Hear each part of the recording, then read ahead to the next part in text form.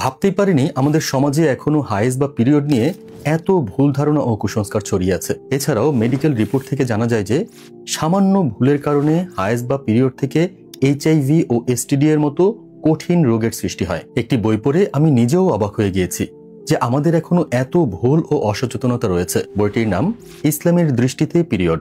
আমি বলবো এই বইটি শুধু নারীদের জন্য নয়, প্রতিটি পুরুষ এবং অভিভাবক সহ পরিবারের প্রতিটি সদস্যের পড়া উচিত।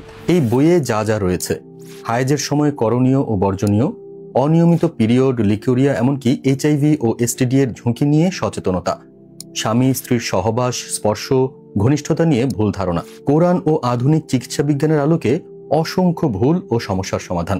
আমি নিজে পড়েছি এবং বলতে বাধ্য হচ্ছি এই ইবুকটি প্রতিটি নারীর জীবনে গাইডবুক হিসেবে থাকা উচিত। ইসলাম কি বলে, চিকিৎসা বিজ্ঞান কি বলে, এই বইতে সবকিছু খুব সুন্দরভাবে ব্যাখ্যা করা হয়েছে।